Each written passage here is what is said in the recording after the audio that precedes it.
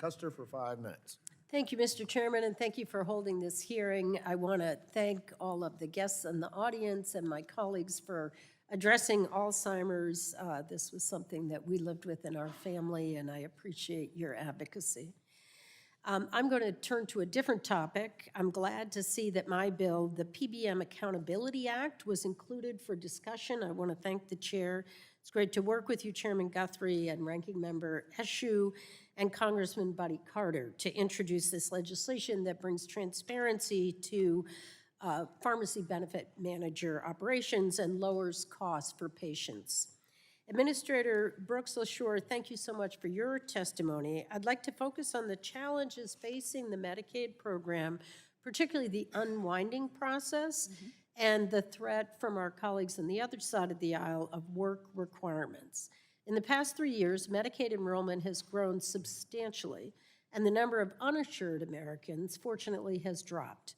Nearly 95 million people had health insurance through Medicaid as of March of 2023. As we move to a new phase of the pandemic with the end of the public health emergency and states beginning the process of redetermining who is eligible for Medicaid coverage, we must recognize the risk to individuals and their families and the public health risks that we all became so aware of during the pandemic.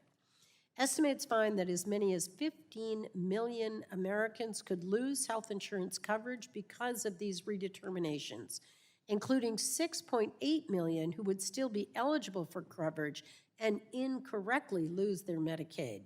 These numbers are staggering, but they can hide the true challenge that people in every single district across this country will experience.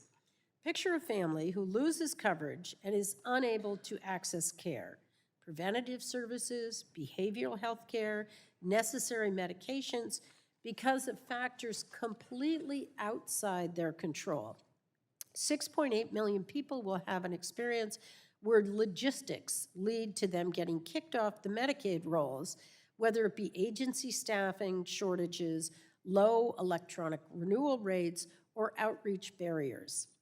I want to ask you, Administrator, can you detail the efforts that CMS has made in coordination with states to prevent people from unnecessarily losing their Medicaid coverage?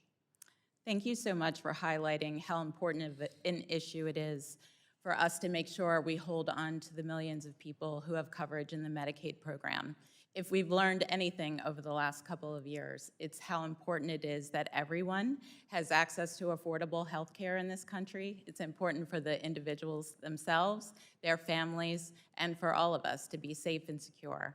We are at record low levels of uninsured across this country, with over 92 million people who are enrolled in Medicaid and CHIP, many of them caregivers, hardworking individuals who have multiple jobs, who are in school, who are taking care of family and friends. And so when we think about the unwinding, what we are doing here at CMS is working very closely with states, both on the Medicaid side as well as the marketplace side, and thinking about healthcare.gov to make sure that people are aware of the need to update their contact information and update their information if they get unwinding letters from states. And we're encouraging states to automatically enroll as much as they can, to automatically rely on data that they have in-house. We're also wanting to work with partners, community organizations, health plans, providers, everyone who touches a Medicaid beneficiary, and I've been thrilled with some of the work that the private sector has been interested in doing and already beginning to make sure that people are aware of the importance of staying on their health care coverage. Thank you. Medicaid, as we know, is the single largest payer for mental health services in the U.S. and is increasingly playing a larger role in the reimbursement for substance use disorder services.